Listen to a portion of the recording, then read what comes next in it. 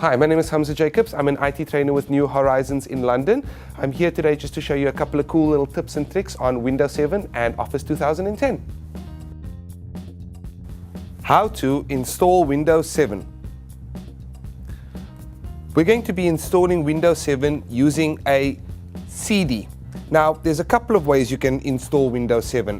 The method I have chosen is to actually boot from a removable media, which is a CD. You could install Windows 7 using a USB memory stick, using a network drive. There's many different options, but the most common way is I go into a store, buy Windows 7 on disk, walk out with a disk, go to my computer back home, and I'm going to do an installation now. Just a little note here, this installation is a clean install. So what we're going to do is we're going to be installing Windows 7 and replacing and wiping anything on a particular computer and this particular laptop right here. So one of the first things you want to do after you've put the CD in, you start your computer up or you restart it, you want to go into your boot options. Now this may mean you press something like F9. For HP it's F9 mostly. Certain manufacturers have it as F11. This takes you straight into boot options and allows you to choose where your computer should start from. Normally your computer starts from the hard drive. I'm going to say upgrade bay, which in this case is my CD drive or my removable media drive.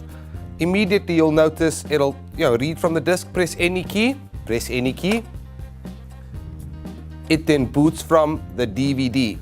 Now Windows 7 ships on a DVD,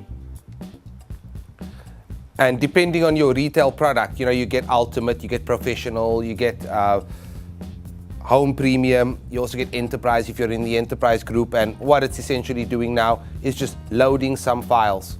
As you can see, we're just completing loading files now, basically just copying all the files and ensuring that everything is okay there. So it's loaded all the files, copied everything on, Windows will start up. You'll see the lovely Windows 7 starting logo.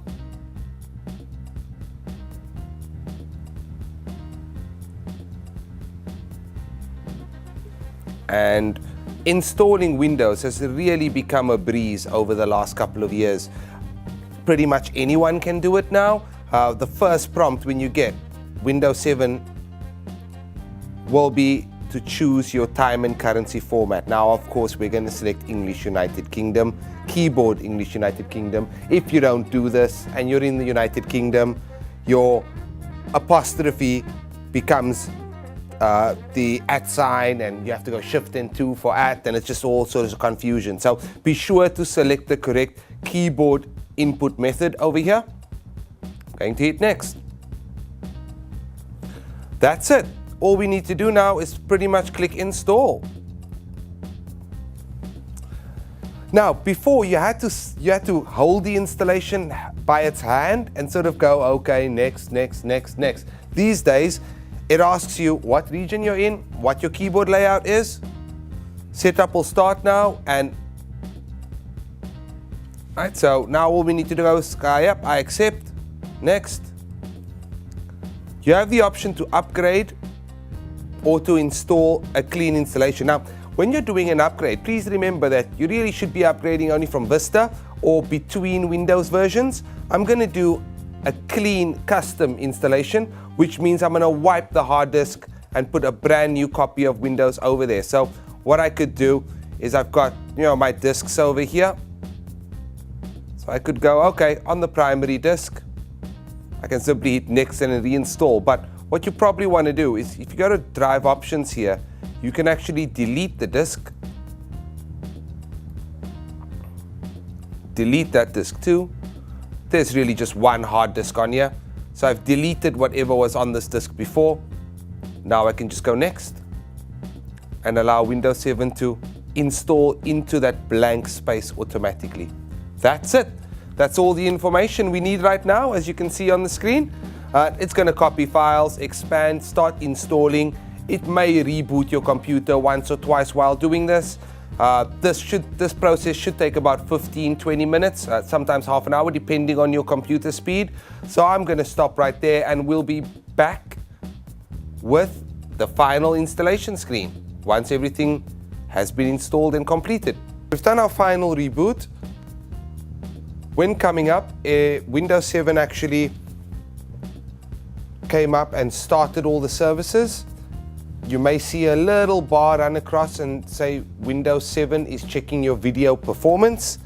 And now we're on to the final setup Windows wizard. So I'll enter my name over here and I'll just do it as AE, for example.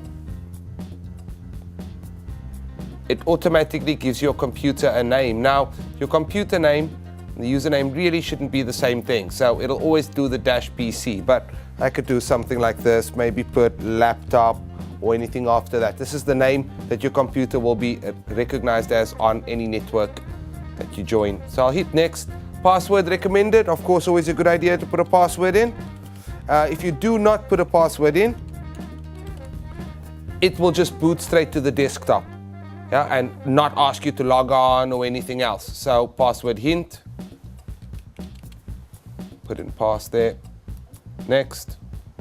Product key. Now, the product key, as I mentioned just a couple of seconds ago, it's normally on your packaging or emailed or been emailed to you. Now, I'm going to untick automatically activate Windows when I'm online. We'll do activation in a little bit of a separate video, but the product key, I'm going to leave it blank right now.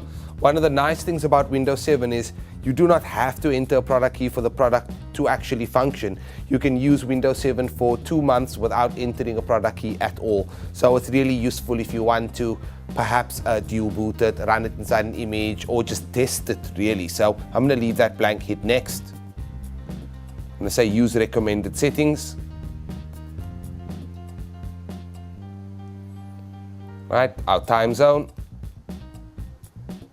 By the way, just to go back one step on the screen, this is to install updates. I highly recommend that you stick with the recommended settings, simply because Windows will then automatically patch itself and automatically get updates from Microsoft. A couple of problems that you may have is Windows sometimes does have a couple of security issues or anything like that. So using recommended settings will allow you to automatically get the updates and make sure your system is secure. Then we've got UTC or GMT time for London over there. That's pretty good. Let's hit next. Now, because I've plugged this onto a network, when you plug Windows 7 onto any network, you have to choose a network profile. Now, this just has to do with things like your sharing, what folders are available, and as such. I'm on a work network at the moment, so I'm going to hit work network. It'll run through, finalize my settings.